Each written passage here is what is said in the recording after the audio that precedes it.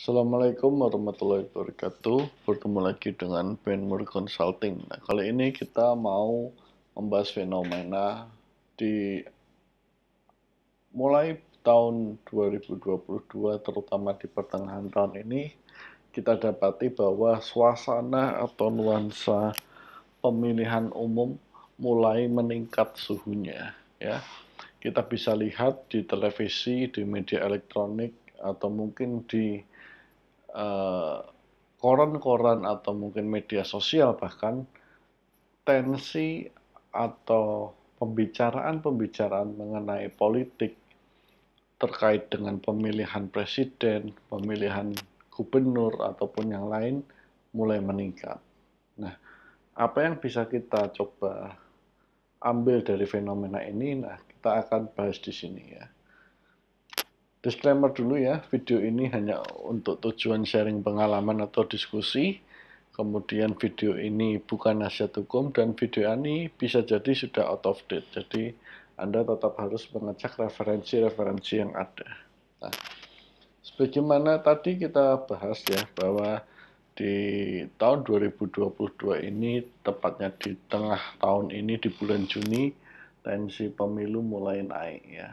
Nah, padahal kita tahu pemilu itu baru diselenggarakan kemungkinan untuk pemilihan presidennya adalah di tahun 2024. Nah, tetapi selama 2022 sampai dengan 2024, tensinya sepertinya sudah mulai naik. Pembahasan-pembahasan mengenai tokoh-tokoh politik, tokoh-tokoh siapa yang akan menjadi pemimpin di negeri ini mulai meningkat. Entah itu dari partai A, partai B, maupun dari masyarakat.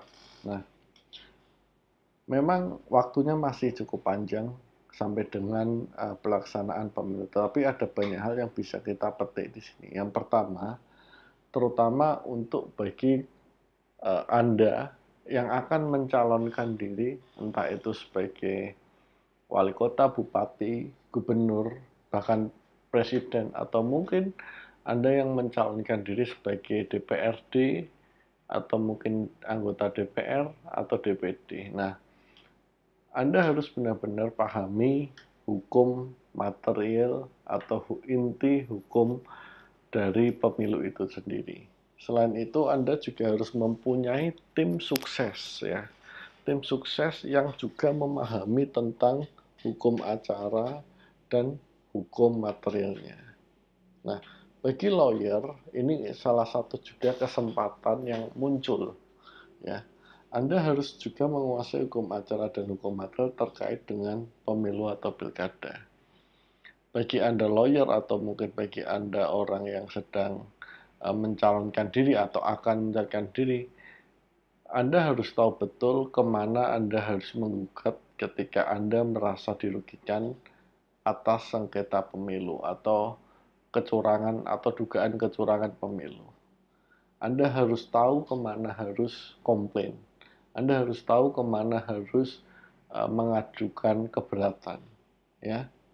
Jangan karena emosional saja Anda pilih kuasa hukum yang Anda juga belum tentu tahu kredibilitasnya, itu membuat Anda salah langkah, ya. Banyak kami dapati bahwa pengajuan-pengajuan gugatan atau pengajuan-pengajuan keberatan atas keputusan pemilu itu ditangani dengan cara yang salah. Artinya salah menggugat tempat harusnya digugatnya ke Bawaslu terlebih dahulu atau keberatan ke Bawaslu, tapi ini langsung ke PT UN.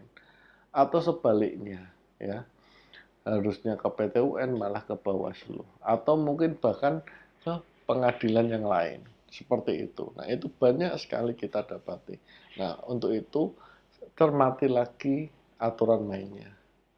Yang kedua, kalau Anda bingung, cari workshop atau seminar yang menyampaikan informasi-informasi terkait hukum acara maupun hukum material terkait pemilu atau pilkada.